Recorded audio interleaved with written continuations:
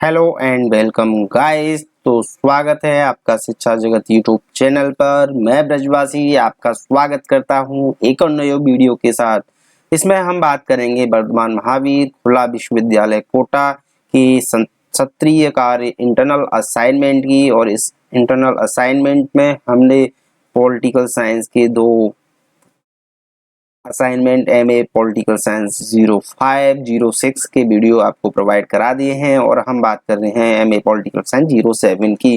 तो हमने जैसे फर्स्ट जो भी पेज है इसको हमने ऐसे फिर तैयार कर लिया है। इसमें आपका नाम, आपका मोबाइल नंबर, आपका पत्रवार का पता, अध्ययन केंद्र का नाम, कोड और आपका जो क्षेत्रीय केंद्र है इसको अच्छे से फिल कर देना है।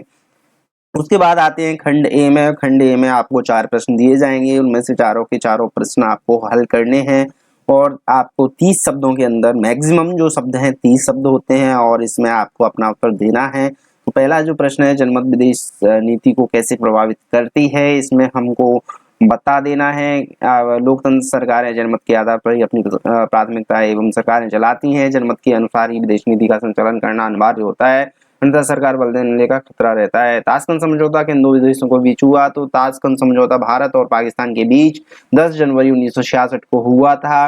अगला प्रश्न, लुक ईस्ट नीति किस प्रधानमंत्री ने अपनाई थी? तो लुक ईस्ट नीति प्रधानमंत्री नरसिम्हा राव ने 1991 में अपनाई। अगला प्रश्न, मैकमोहन रेखा किन दो देशों के बीच की सीमा रेखा है? तो मैकमोहन रेखा भारत और तिब्बत के बीच सीमा रेखा है। यह सन 1914 में भारत के तत्कालीन ब्रिटिश सरकार और तिब्बत के बीच शिमला समझौते के बीच में अस्तित्व में आई थी। इस तरह से अब प्रश्न आता है खंड बा। इसके आपको 4 प्रश्न में से कोई 2 प्रश्न हल करने हैं। इसकी जो मैक्सिमम वर्ड सीमा है 200 शब्द है। पहला प्रश्न हमने लिया है, भारत पाक संबंध पर एक टिप्पणी इसमें लिखनी है। तो आपको बता देना है इसके भारत पाकिस्तान के संबंध कैसे हैं। इसमें सामरिक और ऐतिहासिक जो भी संबंध हमारे हैं, आतंकवाद का विशेष इसमें मेंशन करना है आपको।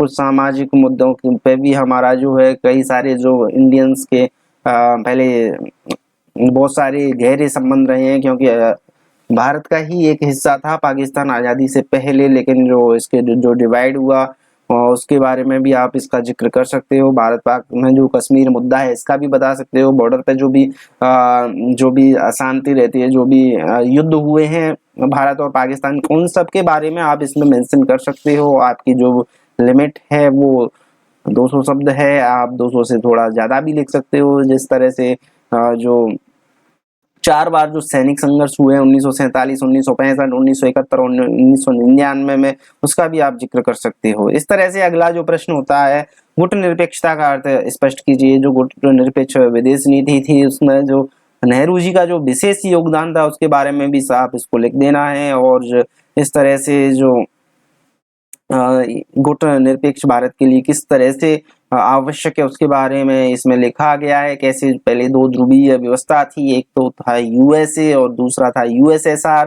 तो इसमें से किसी एक पक्ष में आपको होना पड़ता था, अगर नहीं है तो किसी एक पक्ष को आपको चुनना था। लेकिन जो नेहरू जी और इनके जो सोच थी कि हमें किसी पक्ष में नहीं जाना है, हमें खुद अपना खुद का जो अस्तित्व कायम रखना है, इसके लिए हम किसी गुट में नहीं जाएंगे। गुट निरपेक्षता का इस तरह से इन्होंने सिद्धांत प्रतिपादन किया और पंचशील सिद्धांत भी इन्होंने दिया। पंचशील के सिद्धांत में गुट निरपेक्षता का बहुत महत्वपूर्ण था। गुट निरपेक्षा राष्ट्रीय हित प्राप्त का साधन है और गुट निरपेक्षा नीति सशस्त्रीकरण के पक्ष में नहीं है और भी यह नीति लचीली है। इस तरह से बहुत सारे गुट निरपेक्षता के बारे में नेहरू जी ने और भी इनके आधार स्तंभ इन्होंने स्थापित किया और इस तरह से आप इसको लिख सकते हो। खंड सी में आते हैं और इसमें आपको एक प्रश्न लिखना है, स्पष्ट कीजिए कि कैसे विदेश नीति राष्ट्रीय उद्देश्यों को पूरा करने में सहायता करती है। तो इसको आप लिख देना, विदेश नीति और राष्ट्रीय उद्देश्यों के गहरा संबंध होता है। विदेश नीति को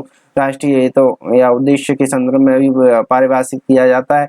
देखिए इसमें थोड़ा क्लियर नहीं है और इसके लिए मैं इसको जो इस पेज को बोल देता हूँ जो क्लियर नहीं है, जिससे आपको समस्या नहीं आए।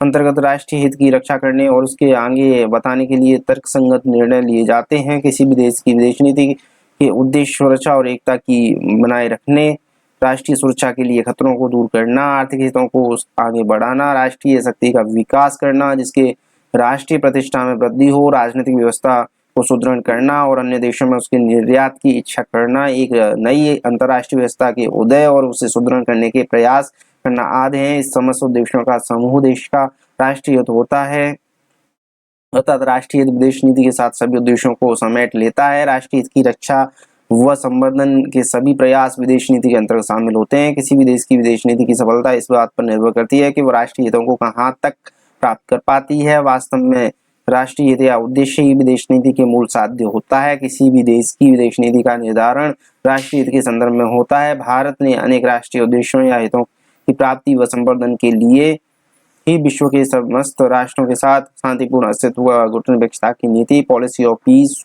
को एक्सिस्टेंस एंड नॉन अलाइनमेंट की नीति अपनाई। इस तरह से जो नॉन अलाइनमेंट है वो बहुत इम्पोर्टेंट था। इसकी जो भारत की जो एक साख बनाई थी उसमें आज तक जो भारत को एक जिस तरह से देखा जाता है नॉन अलाइनमेंट की तरह से, तो बहुत सारे देश भारत के साथ जुड़े भी थे और उन्होंने जो नॉन अलाइनमेंट नीति अपनाई थी और इसके जो महत्वपूर्ण पहलू थे उन पर भी विचार किया था। तो इस तरह से जो राष्ट्रीय उद्देश्य होते हैं इसमें विदेश नीति का बहुत बड़ा योगदान होता है और इसी के बारे में हमने इसमें 3 पेजों में लिखा है। इसका जो लास्ट प्रश्न था इसमें हमने को एक 500 शब्दों में इसको लिखना था, हमने लिखा है। आपको भी इस वीडियो के माध्यम से इसमें अच्छे से आपको इसको लिखना है और आपकी रीजनल सेंटर पे इसको सेंड कर देना है। इस तरह से आप हमारे चैनल के साथ जुड़े रह सकते हैं और इसी तरह से और भी विभागीय और भी शिक्षा से संबंधित हम जानकारी आप तक उपलब्ध कराते हैं और इस तरह से हमारे चैनल के साथ जुड़े रहिए।